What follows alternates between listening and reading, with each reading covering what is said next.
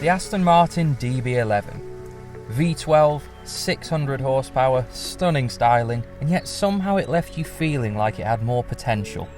Didn't quite live up to the sum of its parts. It was a lovely thing to be in, certainly wasn't short of power, but it struggled to put that power to the ground and it felt heavy and leery on a twisty road. It wasn't something you really wanted to go out and just drive. Like its school report would have said, must try harder. Well, Aston Martin held their hands up to the DB11's dynamic shortcomings, and this is what they came up with, the DB11 AMR.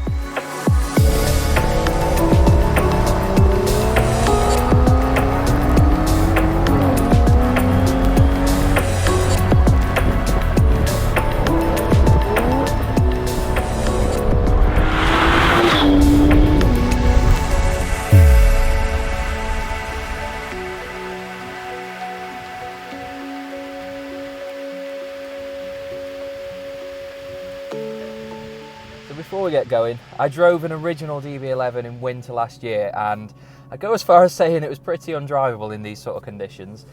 I vividly remember squeezing to about half throttle in fourth gear at 50 miles an hour and feeling kind of like I was destined for a tree.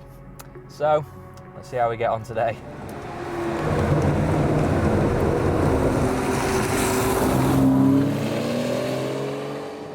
So the AMR actually replaces the old V12 DB11 as the flagship of the range, and you can think of it as more GTS rather than GT3. A lot of incremental changes that supposedly add up to a much more appealing experience.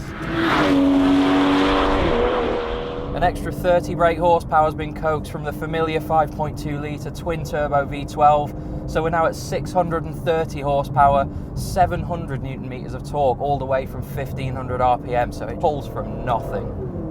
0 to 62, 3.7 seconds, and the top speed is a pretty ridiculous 208 miles an hour.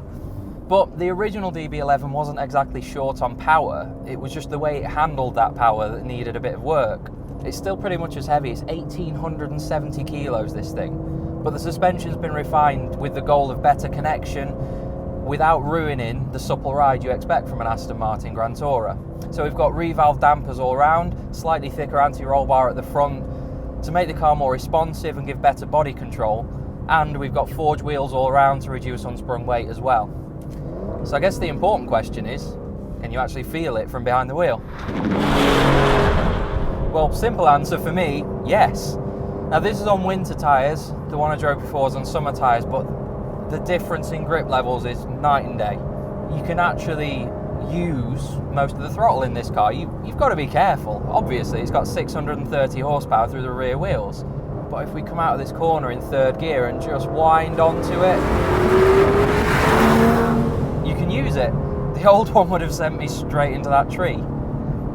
I'd say it sounds better as well. It's a lovely smooth V12 growl, and while this isn't an AMG engine like some other Aston Martins, on the downshifts, the crackles that you get, it's like they made a C65 AMG with a V12. It does sound pretty naughty.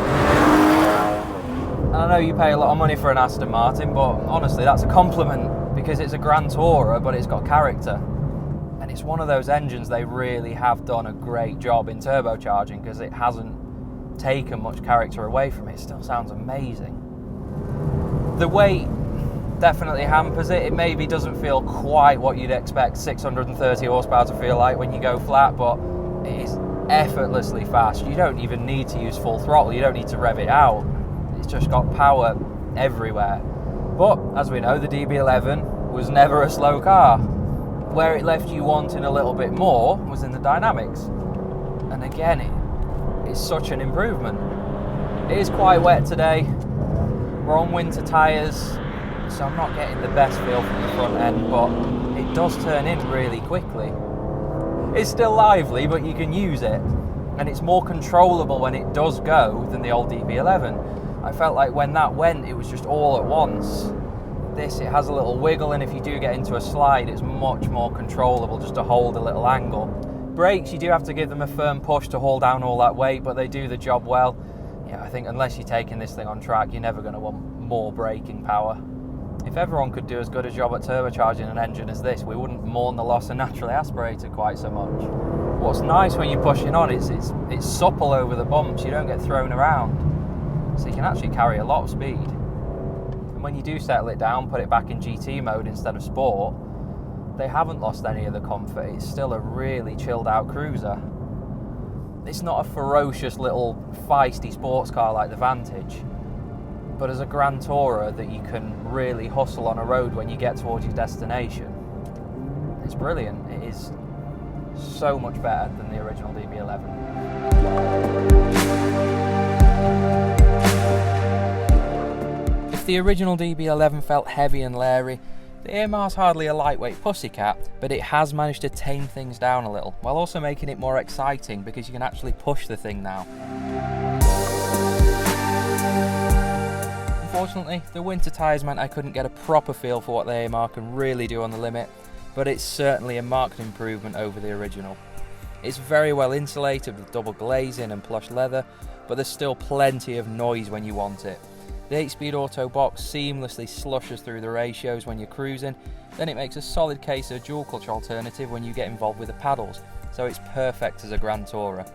In this subtle spec, it's undoubtedly a good looking car, but you could quite happily fly under the radar. It doesn't shout about what it is, and to be honest, I like that. It's made for you to enjoy as a driver, whether that's nipping to the shops or crossing continents, and it's finally something that might tempt you to just go out and drive. Simply put, if the original DB11 wasn't quite the sum of its parts, the AMR most certainly is.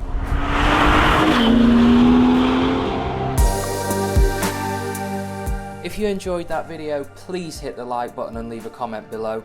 And remember to subscribe and click the bell icon so you never miss another video.